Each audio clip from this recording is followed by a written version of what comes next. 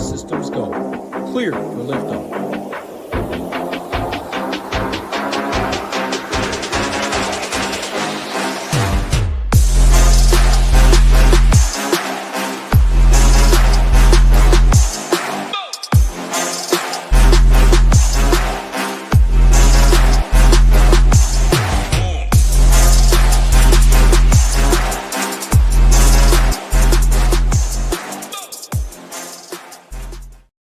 What is going on, Shipping Nation YouTube station? Back with my guy Gyiraszin each and every Tuesday and Wednesday, breaking it down. Wednesday, we love Wednesday baseball. You got early baseball, you got afternoon baseball, you got night baseball, right? We love baseball junkies over here.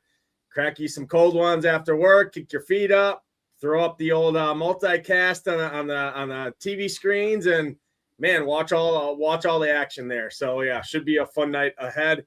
Early slate. If you played Tyler Glass now, he has to go to the store and get some that starts with the V, and you put it down between your legs there, because he got pulled in that game, left with the trainer. You love to see that. So that ended my early slate pretty quickly, just like it did for a lot of others there. But yeah, let's see if we can't find our way to the top here tonight in this 9-game main DraftKings slate. We got Coors Field on tap. We got chalk Mets in 30-degree weather, potential snow in Coors Field. So it should be a fun slate ahead here. Breaking it down, we got your Tigers on the slate. That look pretty damn interesting to me.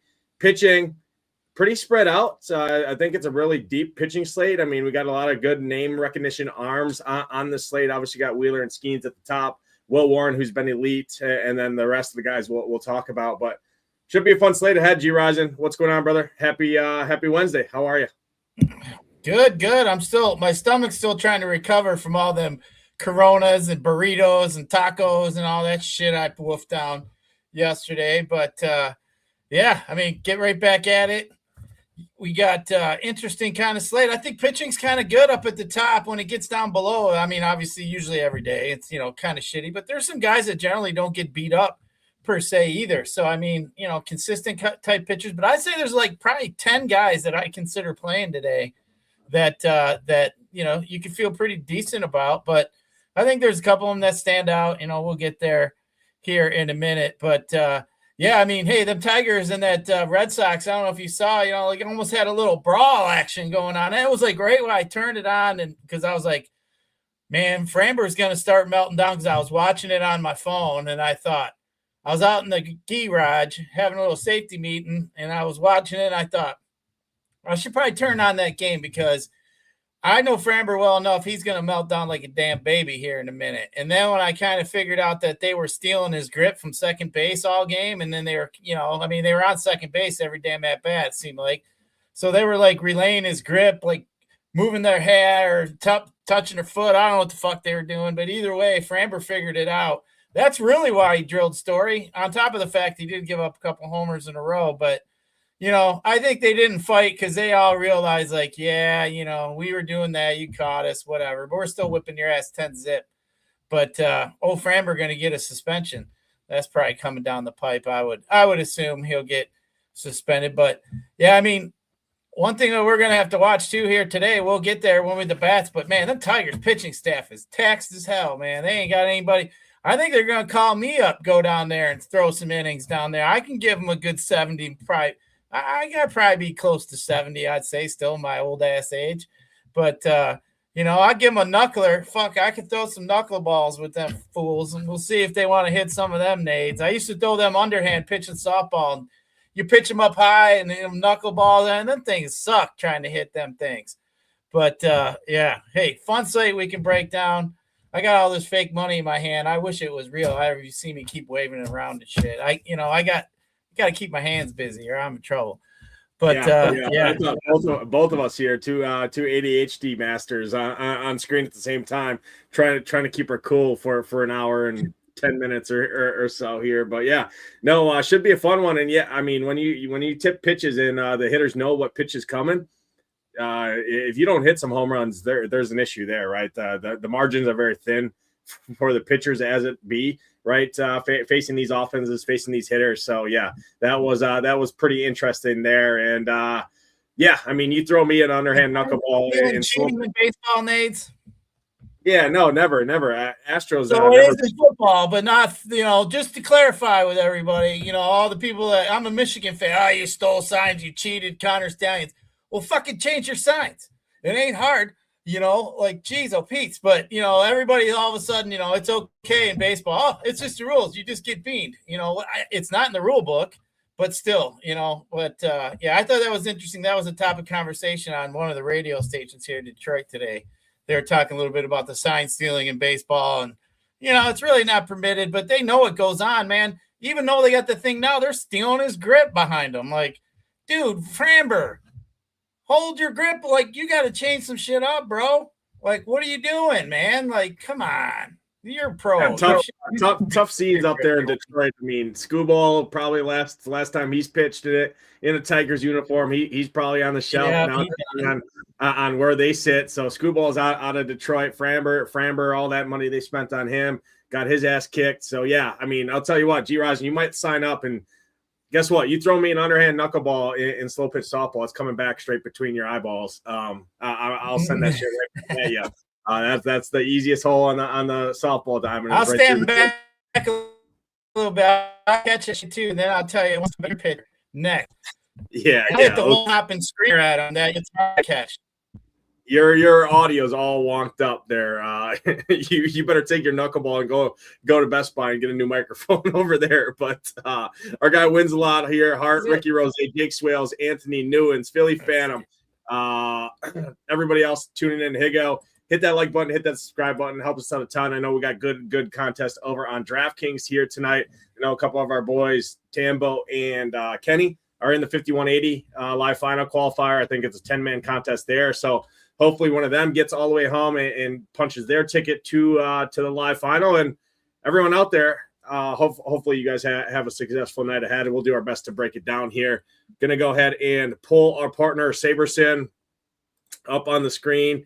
Our guy Newen says Gyirasin's audio is in a safety meeting. I don't know if it's him. He's usually doesn't have issues. I know StreamYard has issues. I think I changed my is it better?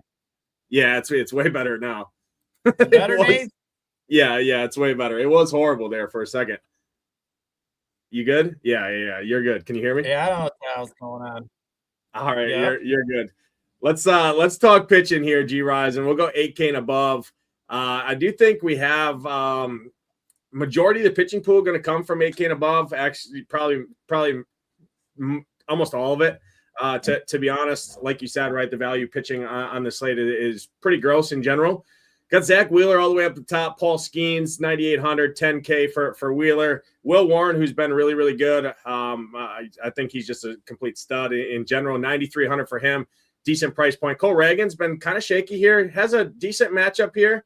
Obviously, he's really good against lefties. The righties that the Guardians do have to throw out there aren't anything crazy. So Reagan's at 8,800 feels like a pretty safe play. He'll definitely command a decent chunk of ownership. But really, up here above 8K, I mean, there's so many arms up here that they're all gonna kind of cannibalize each other for ownership. So ownership really isn't going to be much of a concern from the pitching side of things. When we talk hitting, obviously we're going to have the Mets, which are commanding pretty much all the ownership in terms of projections, in terms of the dry run here. So break down this top tier, 8K and above. Obviously Wheeler, Skeens, Warren are kind of the top three on the slate. Freddie's got a really good weather boost matchup, even pitching in Coors Field, and he's 8-3 there. Hasn't been great to start the year, but he's still got obviously a really good arm behind him and really good talent, and there is still strikeouts in that Rockies lineup. Break down this top tier here.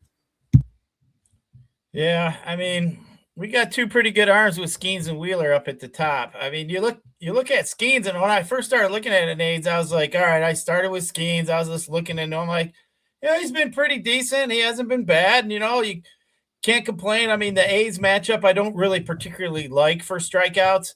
I was looking at A's lineup, but it looks like Langoliers going out having a baby. So that kind of took a bat out of the A's lineup. But, I mean, Wheeler's been, pretty good here. I'm talking about Wheeler. I ain't talking about Skeens. I'm sorry. But, when I was looking, Skeens is the highest price on FanDuel. Wheeler's on the other way. It's just, that's the way they always work. But anyway, Wheeler's been really good after coming back from that shoulder surgery. He's got, 2 starts under his belt. I mean, his strikeouts are there. I don't particularly like the matchup with the A's. Kind of similar to Skeens is what I was saying. I don't like the matchup with Skeens either against the D-backs. It's not generally a matchup that we like to generally pick on, but I'll give these both two the benefit of the doubt just because they are those, above average type strikeout type arms. Even though Skeens, you look at him, he's got a bunch of 5 spots in that K column for so far this season. He had that 9 spotter here last week, which was decent. But I mean, I put those two up at the top. Will Warren, I really wanted to like more than these two. I just can't get there for him. But I'll put him like 1A against with Skeens and Wheeler up at the top. So I mean, that's why I think when you said there's going to be a lot of ownership kind of spread out through these top guys here. I think it's just there's so many good guys. Even if you look at the different optimizers, they're not too far apart in points. It's only like 2-3 points from the top to the 8th guy. I mean, they're all jammed in there pretty well, bunched up. So Warren's definitely in play for me against Texas. I like him. I think Reagan's is the interesting one. Like, dude, we were talking before we came on, and Reagan's given up 7 homers in his last fucking 3 games. I mean, the dude's been getting just absolutely bombed. But, I mean, his strikeouts have been there too. I mean, you can't argue the strikeouts. He's had, in those 3 games he gave up 7 homers, he's had literally 25 strikeouts. So, I mean, he's kind of like Dewar. I just wish the Indians had a little bit more power on the right side. I was excited about than me wanting to jam in a David Fry and a couple other their righties, Martinez and stuff. So I'm just not really enamored with it. But I think Reagan's. I guess if I had to flip a coin, I think I would rather play a Cole Reagan's today, especially over on FanDuel. The cheaper as he is. And then maybe if I had a bunch of lineups, maybe I'd play like one Indians lineup just in case he does. Maybe he doesn't get those Ks and gets bombed out a little bit. Maybe, that's a possibility. I don't love it, but I mean, the dude's been obviously on both sides of the spectrum. So that's interesting. Soroka, I was looking at Soroka a little bit. You're looking at a game total of 7.5 names. We got 2 games at 9.5 in the slate, and we got 2 at 7.5. And then the other 5 are sitting in the 8. So this is one of the 7.5 games. We're sitting and looking at. Obviously, with Skeens on the other side, can Soroka keep up with Skeens? I mean, he's been pretty good so far to start the year. I'm not really sure I like his price to see who he's like bunched up with. Like maybe if he was a little bit cheaper, I'd be a little bit more excited about Soroka. But I think if you're talking about the ownership game, I think Soroka is the guy that's probably going to be left out the most. And I think he's not too far off from some of these other guys. So I'd probably leave him in my pool just because, I'm not really all that worried about the Pirates. I mean, I'm just not. So I don't love it, but I think if I was playing a bunch of teams, I'd probably leave him in my pool. And then you got Fastball Freddie out here in Colorado. It's really cold, right? Like, I don't know. I mean, on paper, and you all think about it, you're like, oh, I could play Fastball Freddie out here in Colorado today, and really cold weather. Man, the last thing you want to do is get one on the hands and have that bat sting your hands a little bit in that cold. That's not going to be any fun. But Fastball Freddie for me, I don't think I could do it. Now, Yuri Perez, I think, is really interesting. I think he's a guy I really like. 8,200. I really like his price. The cheaper of the bunch. Yuri's been pretty good here in recent times, especially at home. I mean, he's been lights out at home. So far this year, he's 25% K rate at home. He's 18% so far on the road. 28% actually. I mean, he's been a little bit higher at home. So I think he's in play too. I mean, the Orioles do have some strikeouts in that lineup too, which I like to attack. I mean, they got a little bit of power. Sure they do. But I also think they have some Ks to be had. I'm not interested in Evaldi, but I guess if you're asking me to break it down, like who I really like, on DraftKings, I'd put Wheeler and Skeens. They're only 200 apart. They're 400 apart over on FanDuel, leaning for Skeens side. I like Wheeler a little bit more on FanDuel than I think I do on DK. I'd probably put the two of them probably the same on DK. And then I'd have Warren coming behind. And then I think I'd have Yuri Perez probably ahead of. I think I got him ahead of Reagan's, to be truthful, just because I'm so worried of how bad he's been pitching here recent times, Nate. So, but yet there's a lot of options. I think today is another day. You got to kind of live up here in the high end of pitching. I mean, you can make it work with an $8,200, Yuri, or if you want to go Soroka, Reagan's is only 88. So, I mean, there's some decent, opportunities for SP2s, but pitching overall, I think today is pretty strong. Yeah, I agree with a lot of what you said. I'll start with the two guys at the top, the big dogs, right? The highest potential ceiling, in my opinion, on the slate resides with Zach Wheeler and Paul Skeens. Neither of them are good matchups, really. Well, not great matchups. I mean, right? You look at the A's bats current season against right-handed pitching, below a 20% K rate.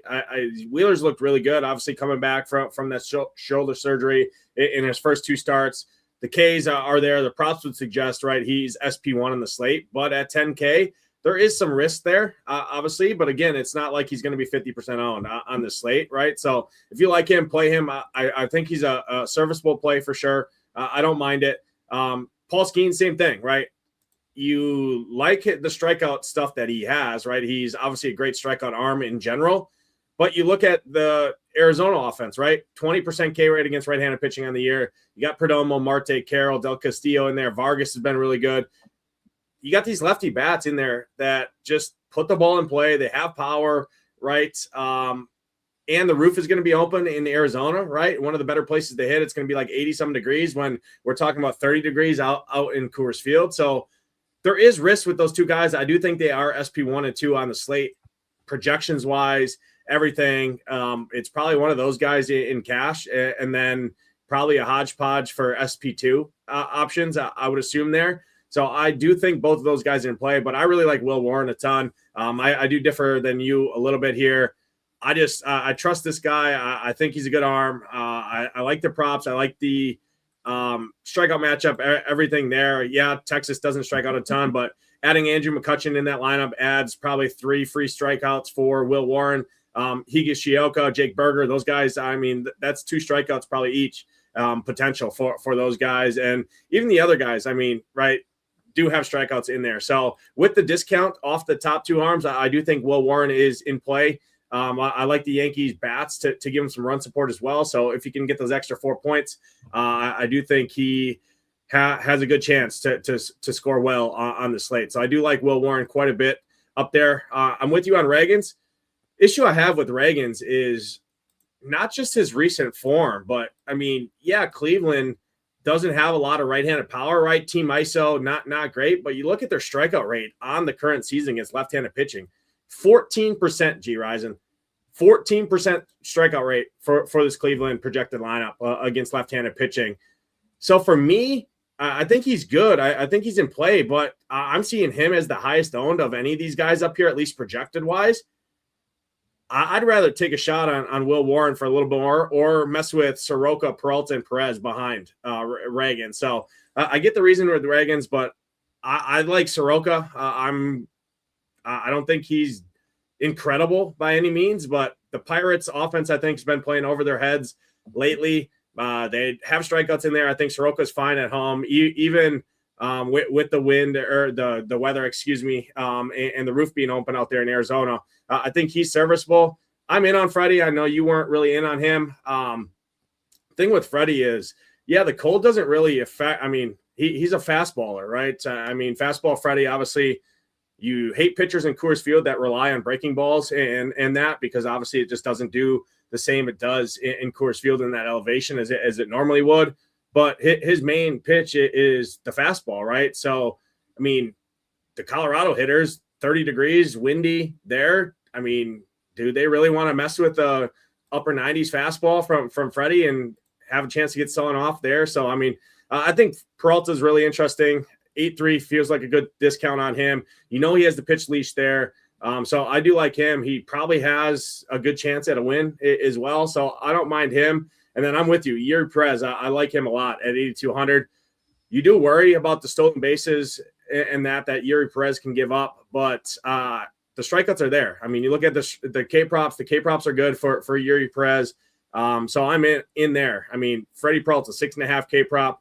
He's right there. So I have interest. You look at Yuri Perez, 6.5 K prop. He's right there as well. So I'm kind of living in the lower 8K range over kind of the upper tier in terms of pitching. But I do think all 8 of these guys are great plays up in this 8K range. The only run I'm really out on completely is Eovaldi, and then I'm a little hesitant on Cole Ragans, but I do think they all have ceiling.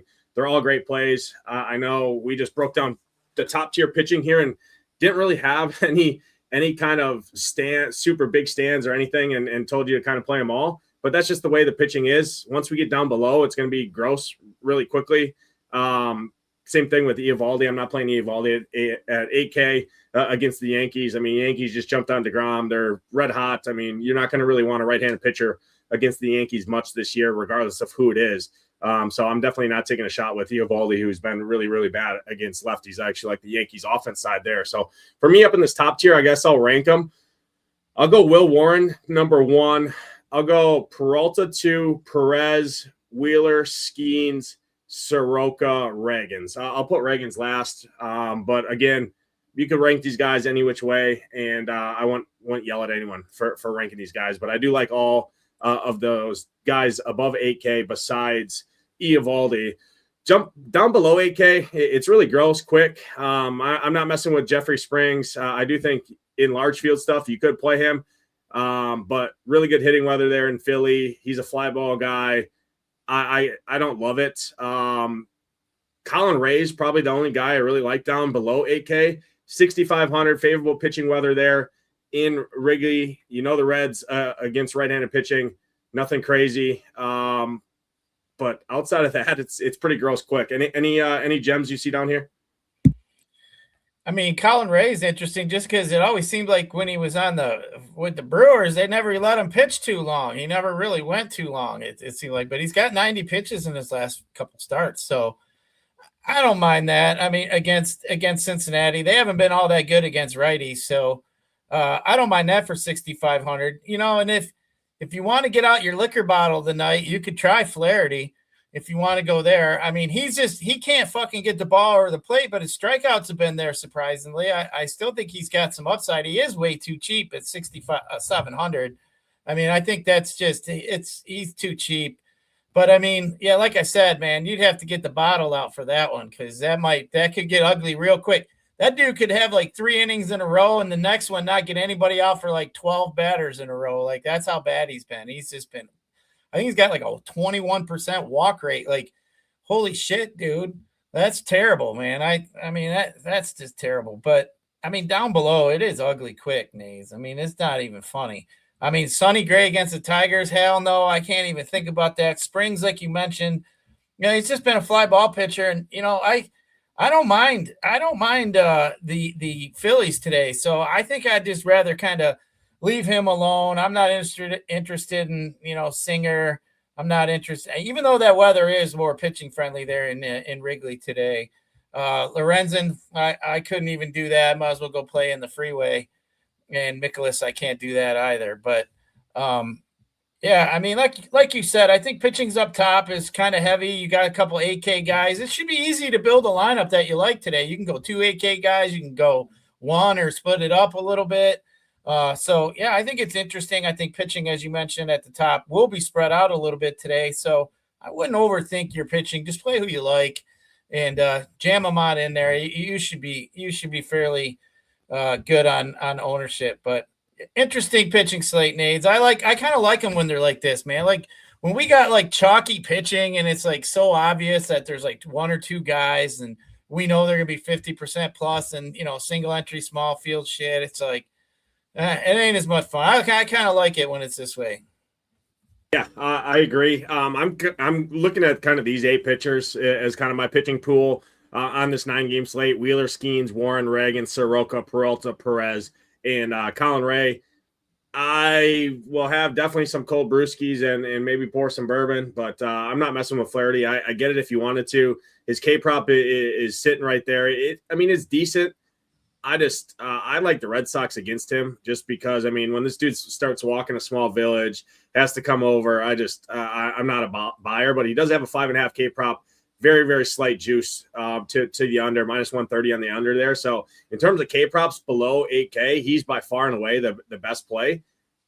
It's maybe I'll put him back in the pool in large field stuff, but I don't know if I can mess with it. I do think the Red Sox bats are more interesting against him overall. The other guys down here in terms of K props, Colin Ray is the best, 4.5 minus 157.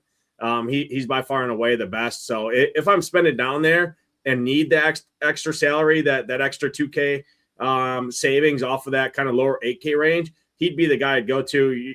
He's going to be popular, but again, I mean, ownership on the slate's really not going to be crazy from the pitching. We're going to probably see majority of these guys, and it would be between 20 and 25% on the high end, right? Just because there's so many, and there's a lot of unknowns, right? None of these matchups feel safe. None of them feel great. I won't be shocked if any of these pitchers post a ceiling. I won't be shocked if any of these pitchers have one of their worst starts of the year, right? So that's just the way the pitching slate sets up. So it's a really good MME slate, in my opinion. It's pretty tough to narrow it down in single entry, three max, things like that. But yeah, I think these kind of 8 are kind of the main guys I'm looking at. Any closing takes here before we jump over and talk the hitting side? No, I was just laughing about thinking about playing Flaherty. Like, that would be. I mean, I like the K prop, like you said, but he's been really bad. But I just looked. Flaherty and Reagans have the same amount of walks in the last 3 games. So that's not good either. And one's a little, getting a little bit more love than the other. They've both been terrible. So, but yeah, I'd lay caution to it. But maybe look at a cheap pitcher. I don't think there's any reason to really go that low either today, to be honest with you. You can make it work. Yeah, I mean, Colin Ray is the guy that people yeah, I don't know what the hell's going up with you over there.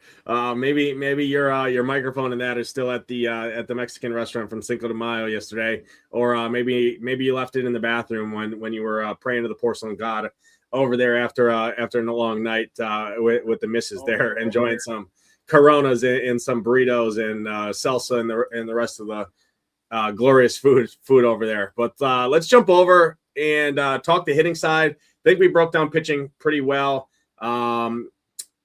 Let's start here with the first game. This is messing me up with these early games. Usually we don't have them on there. I closed the porn, Nades. It seemed to work better now.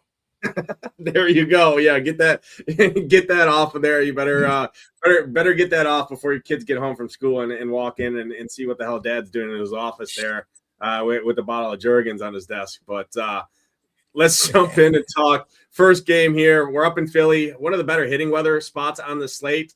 There is some risk in this game. Roth has the tags yellow right now, but it's more yellow-green, so don't really think there's much of a worry here. But wind's blowing out to right field, I believe, right center field. Fly ball guy in Jeffrey Springs. Phillies, pretty cheap. They fit the build in terms of a value stack in this slate. I mean, Trey Turner at 4.3. That's too cheap for Trey Turner. I mean, you got a super cheap Adolis Garcia, the corpse of what's left of him, but he's 3K hitting cleanup against a fly ball guy in good hitting conditions. I don't hate that. I think the Phillies are pretty interesting here. We know that A's bullpen's not great behind Springs. We know Springs, yeah, he could strike out some of these guys, especially the lefties, but the righties are going to hit them in the air. The balls have a chance to leave the yard, and the Phillies aren't commanding a ton of ownership. So I do think they're pretty interesting here. The A's side of things, Nick Kurtz, Soderstrom, Rooker, Carlos Cortez, if you wanted to pull some leverage off of Zach Wheeler, but I don't think it's going to be anything massive. Like, it's not 50-60% on Zach Wheeler. It's probably 30-35% owned. So I do think they're in play. They get the same hitting conditions there, but I'd rather attack Jeffrey Springs than Zach Wheeler. What do you see here? Yeah, I like going after Springs, especially with Schwarber. I think Schwarber is in a pretty good spot. Dude's got a 391 WOBA against freaking lefties. So, I mean, guys just been smashing lefties for years. But Springs, like you said, fly ball pitcher, he's been getting barreled up quite a bit by lefties. He's kind of reverse splitsy. So I think that's interesting. In a good hitting weather game, as you mentioned, I think they'll be lower owned. I'd put him in my low owned bucket, Nades. I wouldn't call him a top stack today, but I put him in my low owned bucket. Yeah, I do think they're pretty interesting. Even some of those guys at the back half. I mean, you got a dirt cheap stone minimum, Felix Reyes, Alec Boehm, historical lefty above average hitter. Real Muto's been good against lefties.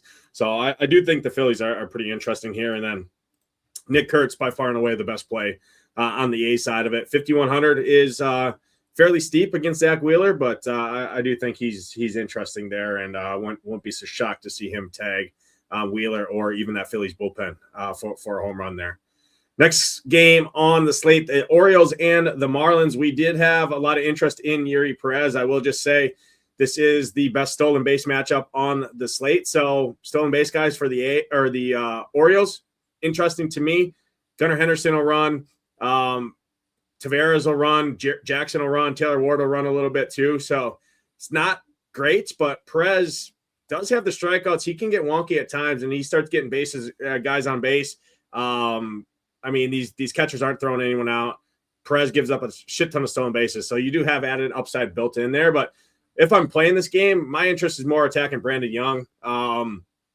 Just not a great arm by any means. This park sucks for hitting, but the Marlins do have some good guys, and they sent Augustine Ramirez down. And hey, I don't know what the hell's going on in the Miami farm system over there. I mean, they just must breed catchers. Liam Hicks is just looking like peak Barry Bonds, and they sent Augustine Ramirez down, who looked really, really good last year when he came up, and they bring up another guy who has, I think, like 9 home runs and 8 stolen bases or something so far in the minors, and he's 2K at catcher, which we don't love.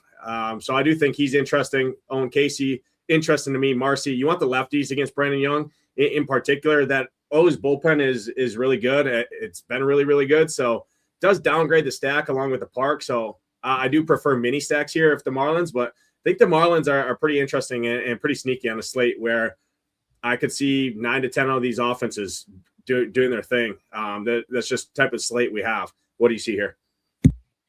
Yeah, Brandon Young has just been a kickball pitcher to lefties so far this year. As I like to say, he's got a 9% K rate to lefties, and he's got a fly ball rate of 40-some percent. He's just absolutely getting smashed, almost 15% barrel rate.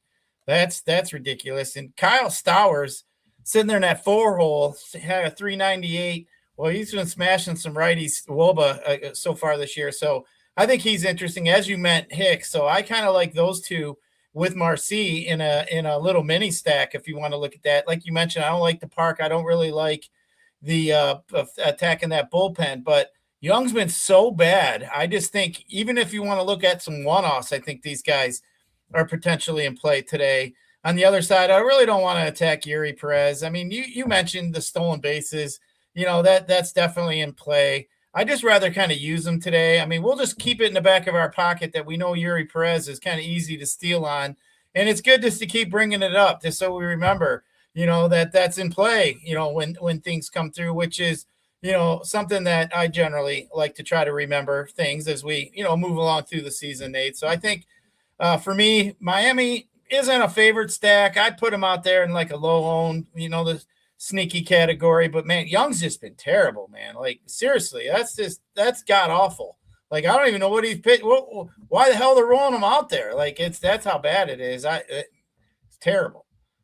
Yeah, they don't really have much of a choice. They have some injuries there, but yeah, he's been really, really bad against lefties. And the Marlins are sometimes a pretty sneaky offense. I mean, you can run on Brandon Young a little bit too. He's given up 2 stolen bases on the year in 3 starts, which isn't anything crazy, but guys like Xavier Edwards will run. Norby will run, so that adds some extra flair to their offense too. So we probably spent way too much time talking about Miami, but I do think it's one of the teams that makes the list in terms of stacking potential here, just because I like targeting pitchers that I don't think are any good, especially that have severe splits to the left side. And Xavier Edwards being a switch hitter in there, like I said, with the stolen base upside there too. I do like that top. Edwards, Hicks, Stowers, Marcy. And then if you wanted to add in a Joe Mack, you got a nice 5-man stack there that's going to be unowned and a stone minimum catcher there. So I do like that. Next game on the slate, one of the best spots in terms of offense on both sides. I'll leave the liquor bottle to you in terms of Jack Flaherty. He could walk this entire small village. And the Red Sox, they haven't been great. Yeah, I mean, but I do have interest here just picking on a pitcher who I don't think is right now. I mean, his velocity's down. He hasn't been great. You talked about it, right? Yeah, he could strike out some of these guys, but Red Sox are pretty interesting to me. But more so, I like the Tigers side of this game. Sonny Gray is declining, in my opinion. He's still a ground ball guy, but the issue is ground balls just don't matter against the Tigers. They all hit the ball in the air. McGonigal's a stud. Vierling, probably the biggest. Actually, Vierling's probably safe in there, being righty-righty. I don't really like him much, but Colt Keith is a pinch hit concern. Carpenter's a pinch hit concern.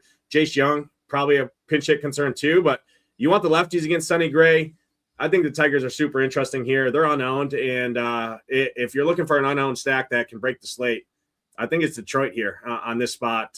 Decent place for hitting tonight as well in terms of the weather. What do you see here in this one?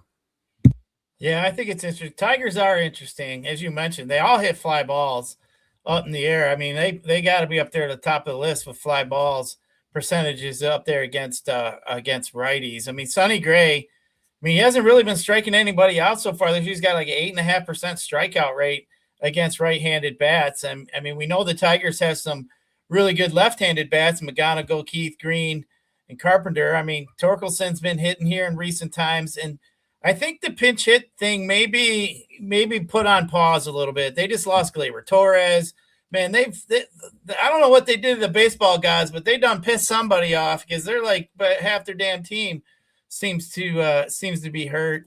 And as far as against Flaherty, I mean, you're right. That's what I was saying. If you want to get the liquor bottle out, go ahead. I mean, reason I was saying that, I mean, as a Tiger fan, I mean, he's frustrating as hell to watch. I mean, he's just walking bases loaded a few times, and then he's given up, the inopportune hit and it's just like, it's just been terrible. It just seems like it just spirals out of control quick. He'll have a decent inning here and there, but I mean, it just hasn't been good overall. I just think too, there was a lot of emotion spent in that game yesterday. There's a lot of finger pointing going on between these two games. I think, this game could be to where I would watch to where either one of these pitchers could bean. So I could turn it into a beanball game today because, they're accusing each other of cheating. I mean, they had the Red Sox radio guys on. I mean, they were going back and forth. So, I mean, we'll see what ends up happening. Usually it never does, but I think, the wick has been lit. That's for sure in the series. So we'll see. I did see Framber, somebody put in the chat, Framber got 6 games. I kind of thought it'd be 6 or 7 because they just want him to miss a start. That's all basically. But Tigers are in no spot to be missing any damn starts. But yeah, I mean, this one's definitely interesting. I mean, if you look at it, Nades, this is one some of the bets I like to make consistently when I just straight up bet on baseball are pitcher K props. And I like to bet on the first 5 innings of a game because I already understand pretty much who the pitching is going to be. I don't have to really worry about it. Most times I like to go over in the first 5 innings. I think this is a potential good spot for that here today. The over, Flaherty could give it up him damn self in the first inning. So, yeah, I think this one's definitely got potential for offense, and it ain't a bad day here in Detroit either. So, sun's shining out a little bit. So, I could see them balls flying out at Comerica. The thing that gives me more interest, too, is not just Flaherty, right, with his walks against the Red Sox. You look at the bullpen usage. I mean, 57, 53, 46, 39, 38, 38. I mean, that's a lot of damn pitches in the last 3 days from majority of your bullpen, right? So you got a tax bullpen, which I don't think is a great bullpen in general already, right? And then you got a pitcher who struggles with command, at least. I mean, this dude's walking 24% of left-handed hitters. I mean, yeah, there's only 4 lefties in there, but he's also getting hit hard for power and barrels to the right side. I mean, he's almost 14% barrel rate to right-handed hitters. So you start getting behind the counts, you start putting guys on base, and now you have to come across the heart of the plate. And yeah, these right-handed hitters aren't sexy by any means from the Red Sox, but I mean, you start throwing a fastball across the heart of the plate when a guy knows he can just sit on your fastball because you can't command any of your pitches. Things can go south in a hurry. So I do love this game for offense. Prefer the Tigers lefties more, but both of these teams make kind of my short list of main stacks that I'm looking at.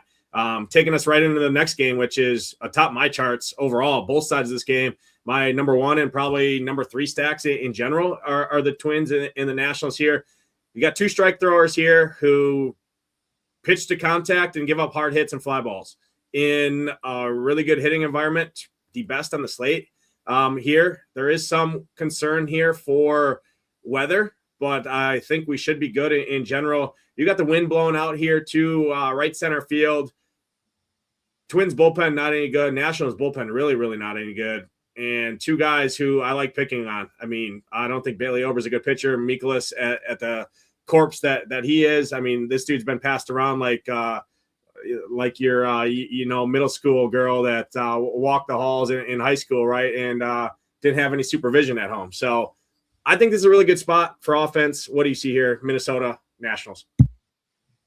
Yeah, I like you said, like both sides. This is a 9.5 total game. So Vegas agrees with us too. I think the thing with the Twins are they're really cheap when you start adding Wallner to your lineup, Larnick. I mean, these guys are cheap. I mean, Brooks Lee. I mean, all these guys are really cheap. That's why I was saying today, like when we were talking about pitching, you don't really need to get too cute in pitching because there's some fairly cheap stacks today. Nats being one of them too. So that is definitely both sides are in play. I think I like the lefties for the Nats a little bit more. I think Buxton's really strong for the Twins today. But, I mean, you could stack them both. You could game stack this one. I think that's in play. Another one you could, look at the first 5 innings. But I mean, if you had to ask me probably between the two who I like the most, I'd probably go a little bit more on the Nat side than I would the Twins, just because I just think they got a little bit more power with Wood, Abrams. So I think, especially with that matchup against Bailey Ober, who hasn't been very good against lefties at all, 14% K rate, almost 38% fly ball rate, been getting barreled up quite a bit. So, yeah, give me the Nats. And then the Twins definitely would be my favorite cheap stack of the day. Yeah, I do like the Twins a lot, but when you are full stacking them, there is a lot of pinch hit concerns in here. Looking at the Nats bullpen, they do have 3 left-handers in there. One of their lefties is probably – I mean, he might be available. He threw 36 pitches on Sunday, hasn't pitched yesterday or Monday. So he could come back out there, but Lovelady for sure is available. And then Parker, their other lefty, is available as well. So they do have 3 left-handers in that bullpen. So guys like Larnach, Cody Clemens, Matt Wallner, Tristan Gray for sure is some pinch hit concerns there, but not all of them can get pinch hit for at the same time. Obviously in the same game. So I do think that Nats bullpen is just not good in general, right? So I do think overall I put the Nats a little ahead just when you add in the pinch hit concerns, but I like both of these offense a ton. James Wood, stud, Lyle, Abrams, really good. Don't forget about Nasim Nunez there, switch hitter, 3,500, hitting 9th. Nobody's going to play him. He has stolen base potential too. You can steal on Bailey Ober as well. And Nationals will definitely run. James Wood will run. CJ Abrams will run for sure. Nunez will run for sure. So I do think that's interesting. Then you can run on Mikolas too, and Buxton will obviously take off. So I do like the offense in this game quite a bit. Good hitting conditions as well there. Next game, Yankee Stadium. Nathan Eovaldi, a good arm, but does struggle against lefties, and any right-hander going against the Yankees, especially when you do struggle against left-handers, doesn't bode too well. Obviously, a really good place to hit, especially for that left-handed power down the line there. And this is a spot where, I mean, the same Yankees just got to Jacob deGrom last night. They're red hot right now. They should get Ben Rice back. Nope, never mind. Ben Rice is still not in that lineup. He was projected there, so he's still not in, but doesn't matter. Makes the stack cheaper. You got Ryan McMahon, who hit a bomb last night. Caballero steal when he gets on. You can run on Eovaldi. So right away, Jazz and Caballero both will steal. I mean, I think they got 12 and 13 stolen bases between the two of them. I like the Yankees here a ton, and I'm shocked that they're not getting more ownership. I know Nathan Eovaldi is a good name, but when you peel back the kind of onion a little bit and look, he struggled so far to start the year against lefties, and Yankees have a lot of lefties that can hit the ball over that short porch in right field there. What do you see here? I agree with you. I think the Yankees are in a great spot. I mean, K percentage for Eovaldi against lefties, 18%. His WOBA's 392. He's been giving up 30% fly balls and getting barreled up 12%. You don't want to be getting barreled up 12% against any lefties. He hasn't literally get hard hit, hasn't been hard hit at all by any righties. So lefty's been absolutely, smashing them so far. And like you said, I mean, the Yankees too, you look at team stats, Nades, for the last 15 days, the Yankees are 40 some percentage points higher in slugging percentage than the second team, which is the Braves. And they're 60 some points higher in OPS than the second place team. I mean, like over the middle team, they're like almost 160, 170 freaking points higher than everybody else. That's how good they've been in the last couple of weeks. Just absolutely smashing the shit out of the baseball. I mean, we saw what he did to DeGrom. Evaldi, they're going to see another righty. I mean, he's no way near anything DeGrom is. So, man, I'll tell you, Aaron Judge is seeing, we talked about him yesterday. He just keeps on hitting, man. That just keeps on hitting. Something else. I mean, he's got a 451 WOBA against righties so far. I mean, it's sick.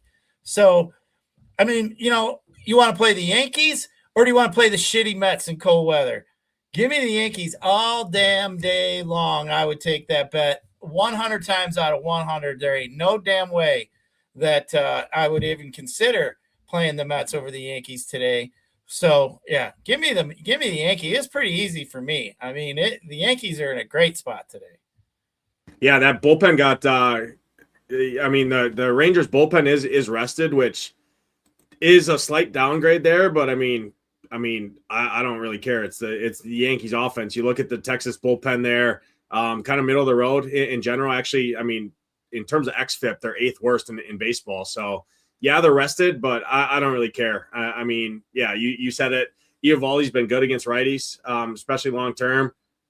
But it doesn't matter. It's Aaron Judge, best hitter in baseball, right? The dude's red hot. And the Yankees aren't even expensive to stack up. I mean, you got a super cheap catcher. You got a super cheap third baseman, which if you're not spending up on a guy like J-Ram or something like that, right? Or Mark Vientos or Bo Bichette, right? From the Mets. I mean, you got cheap guys, and you got Caballero at shortstop, which is a fairly weak position usually night in and night out outside of the top. Obviously, we got Ellie De La Cruz and Bobby Witt and some of those guys on this slate. But, I mean, he's always got stolen base upside there. Nobody ever plays him at the back half. And all it takes is for him to get a walk, and he's got 7 DraftKings points sitting there because he's going to swipe second base. So I love the Yankees here tonight. They're atop my board. I like that the ownership's not going crazy with them because we do have the Mets in Coors Field. So, yeah, sign me up for the Yankees. I'm right back on the well here. I do think Corey Seager's an interesting play against Will Warren, who's going to definitely get some ownership. Josh Young's been really good on the year. Evan Carter, I think, is a solid value lefty there, but I'm not really signing up to stack against Will Warren, who's probably, all things considered, my favorite starting pitcher going on the slate here. And Yankees bullpen's really good behind him. So, yeah, if you wanted to mini stack some of those Rangers, but more one-off with Seager, Evan Carter, Josh Young, those 3 bats, I do have a little bit of interest in. From the Ranger side of it, head out to Wrigley. Colin Ray on the mound, Brady Singer on the mound. Singer, nothing special. Cubs, interesting for me for offense-wise. Nobody's playing this team. They do have a good implied team total for what it's worth, despite the weather, but it's nothing crazy here. It's not like the weather is massive wind blown in or something like that. It's more kind of blown across the field. Going to be in the mid-50s, so not crazy bad temperatures. I mean, we've seen the Cubs last year smashing like 30-degree weather in Wrigley. It's going to be in the mid-50s here. Reds bullpen's really bad. Brady Singer pitches the contact, nothing crazy. He might strike some of these guys out, but you look at the last 30 days, I mean, he's sitting at like a 10% K rate to both sides of the plate, getting hit hard by both sides, getting barreled up, giving it a ton of power. And the Cubs been really, really good at home in general, and this offense has a ton of upside. So I think the Cubs are really interesting here tonight as well. What do you see here? Yeah, I mean, the Cubs have been another hot team in baseball here the last few weeks. So I don't mind. I love riding hot teams. I think that's one of the things that I generally try to do. I mean, Cubby's just been smashing. I think Suzuki is in a really good spot here today too. I like Osei out today to potentially hit a homer off Brady Singer. But I mean, up and down, they've been really good. So I think they're in play. When you got PCA hitting 8th, I mean, that just says the depth of your lineup. But I mean, I think everybody's in play. Singer has not been good. He's been striking out 7% so far of righties so far this year, 16% of lefties. I mean, a little bit reverse kind of splitsy there. Obviously, he's been giving up the barrels a little bit more to the right side. So I mean, he's just been a little bit reverse splitsy. I mean, does that mean to me like Horner would be in play? I still think I like the lefties a little bit more. I mean, I think Seo is my favorite play. Then after that, I think Happ, Bush, and Ballesteros. Oh, we all like Bush. Would be in play. PCA. I think all those guys are in play. But I'll put the Cubbies down there in that. Maybe a little bit above the low owned or my sneaky stack. But I think they'd be in play if I was playing. A handful of teams. I think they'd be in play. They probably wouldn't make my top 2 or 3 teams, but I think they're definitely can be had, even with that wind blowing in a little bit. Yeah, it's more blowing kind of across the field. Obviously, we know the wind in Wrigley can always change. It's actually kind of blowing out to right field, if anything, so it does boost those lefties. I did want to talk about the Reds, though, because Colin Ray is definitely going to get a lot of ownership on the slate as the cheap guy, right? 6,500 makes it easy to spend up for a lot of the guys, right, that people want to play, right? Makes it easy to spend up for guys like Judge and that. Bladay's been absolutely smashing baseballs. Colin Ray historically is not good against lefties. So Bladay is really interesting to me. Nathaniel Lowe is really interesting to me. You got a Will Benson who's super cheap. I do like that. Ellie De La Cruz shot me in the foot last night. I had a really good team in one of the main DraftKings contest, and Ellie went 0 for 5. He got my at-bats with guys in scoring position in extra innings, and grounded out. So that was glorious to watch there. But I think he's a really interesting play as well. You want the lefty. So I think Friedel, Bladay, Ellie, Nate Lowe are really interesting. And then Will Benson as well, who I know we don't show right now, but with the confirmed lineup, he's in there hitting 7th. So I do think this is a pretty interesting spot for the Reds. They got the job done last night.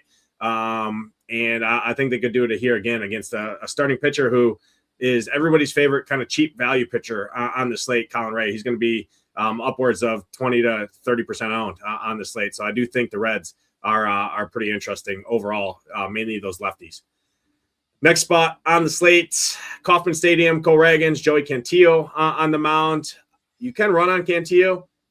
So Bobby Witt, Garcia, I do think are interesting. Isaac Collins a run as well.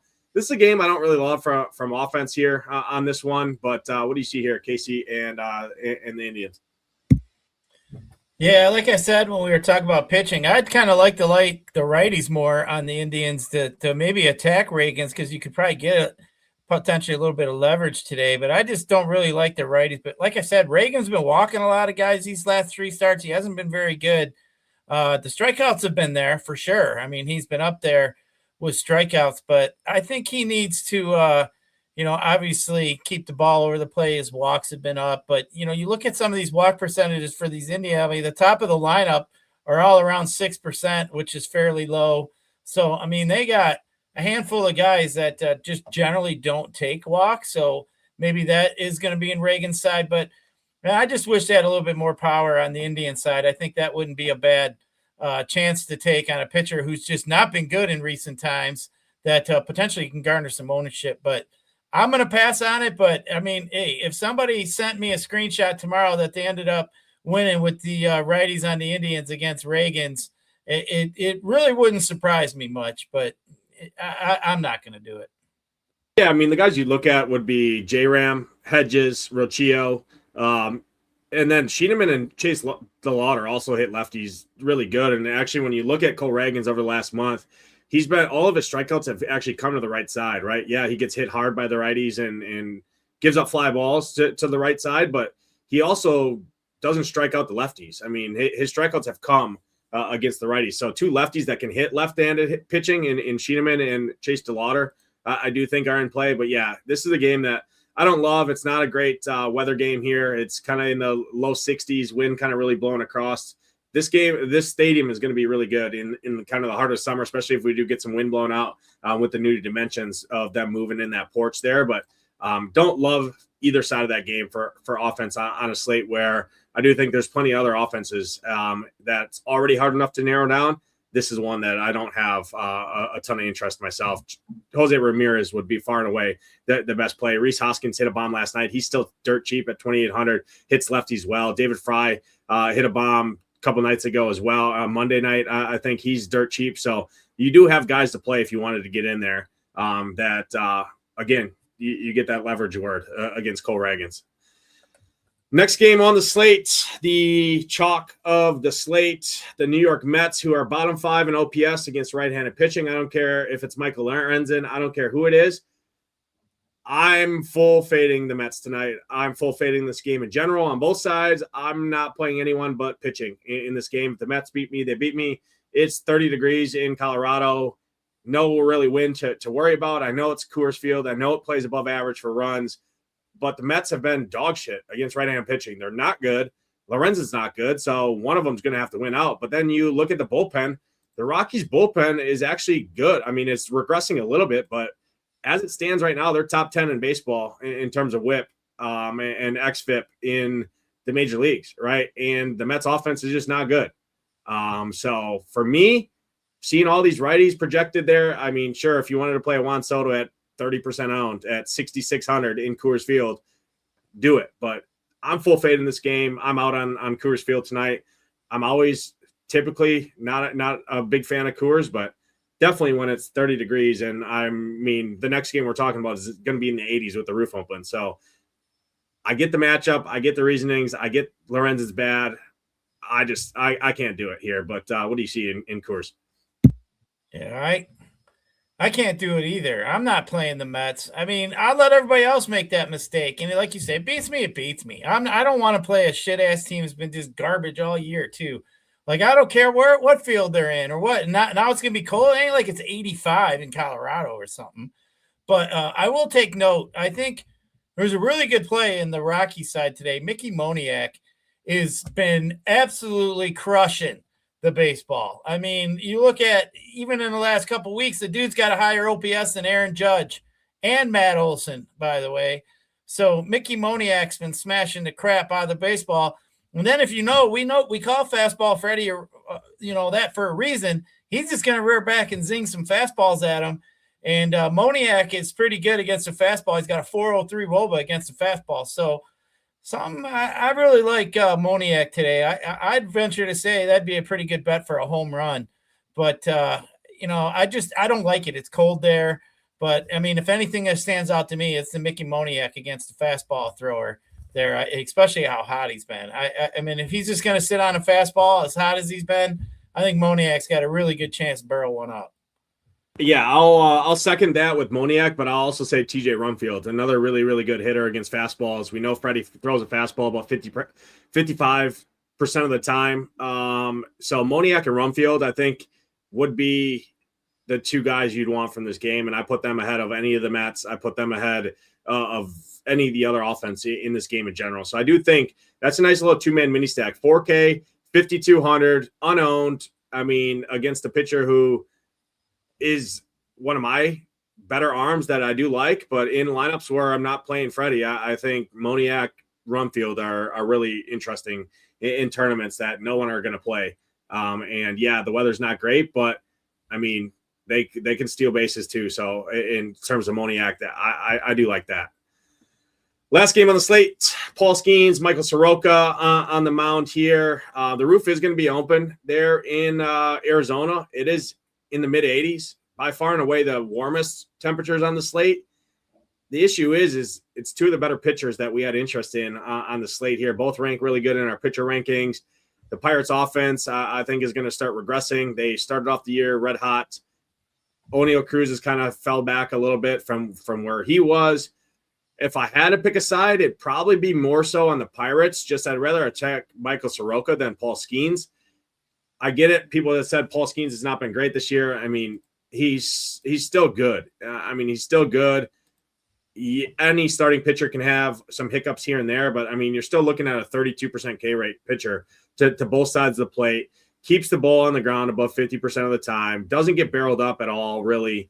I mean, D-backs can get to really any right-handed pitcher just because the top of their order is really, really hard to navigate through for any starting pitcher. I mean, when you go Perdomo, Corbin Carroll, Ketel Marte, Del Castillo, and Vargas, I mean, that top five is really, really good, at least, especially to start the year. So I get it, but I'm more on the pitching in this one than hitting. could haunt me. If I had to pick a side, it'd be more the Pirates side, but I'm not really going to get too much offense from this game. What do you see here, though, to close us out? Only thing I want to see is Paul Skeens' woman. That's about it. That was a smoker, that's for sure. I forgot she was on the cover of Sports Illustrated swimsuit model. Like, man, that guy, him and Verlander got it. They got it going. That must be that pitching something. He's either the quarterbacks or the pitchers, it seems like, Nades. But, yeah, this one I don't really like for offense. Like I said, we like both pitchers a little bit earlier. This one's got a low total, too, so 7.5. But, yeah, I mean, interesting slate overall, I think. It should be a good one. I mean, hopefully Mets are way over-owned. That'd make me pretty happy today. That's for sure, Nate. Yeah, I'm with you there. I was just trying to find Livy Dunn in the player pool. She's not in there, so unfortunately you can't play her tonight, Gyiraszin, so that'll hurt your feelings a little bit there. But, hey, maybe you can reopen that tab and send your mic off into Neverland, right, after the show's done, because the mic won't matter, and you can have yourself some fun there. But let's close out the show here. Your favorite pitching combination, your top 3 stacks. Make sure to have a sneaky stack in there and then a home run call before the people. I'll do the same, and then we'll get out of here. Well, top stacks.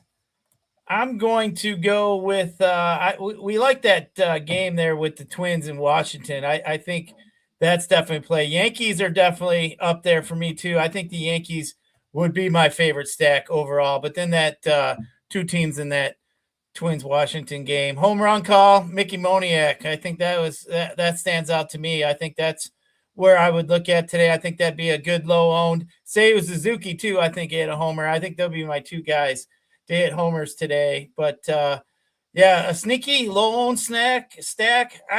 I'll live with the Phillies. I think the Phillies would be my low-owned stack that I'd roll with today. Yeah, I do like that. In terms of my pitching, I really like Will Warren.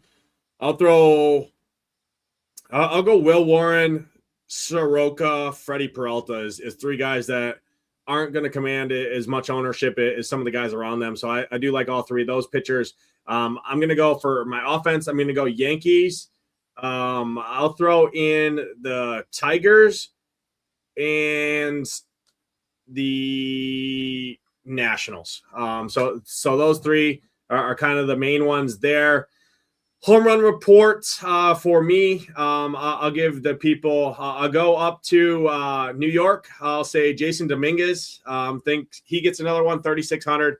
I like Jason Dominguez quite a bit. And then I will go to the Twins. I'll go to Cody Clemens. Probably only gets 2 at-bats, but good chance he hits a home run before he gets yanked out of there if he does. 3K, 2 value home run calls for me. Cody Clemens, Jason Dominguez to round us out. Appreciate everyone tuning in. Hit that like button, hit that subscribe button. Helps us out a ton. If you're not a member yet, good news. Head over to shipitnation.com. Click Join the Nation here. All access special you see here up on the screen. $49 a month gets you all access to everything we have to offer. I know there's another signature event this week for PGA. Tambo and Alex Blicko broke it down right here on this channel in terms of Leverage Lane. I know our guy Matt Gannon had his show earlier in the week. All the content's already live for that. If you're just an MLB guy, we love you too. Single sport package, MLB plus optimizer core package here. 150 lineup opportunity to build. You got late swap. You got everything. All of our baseball content, our stone, our tool, our hitter rankings, our pitcher rankings. We got a bullpen tool that's getting worked on as well. $49 a month. No better rate in the industry. You can't even go to sabersim.com and get access to any of their products for less than $100 a month. So appreciate everyone tuning in. Like I said, hit that like button, hit that subscribe button. Helps us out a ton. For Gyiraszin, I'm Nades. Good luck tonight in those contests. Let's have a night. We're out of here. Peace.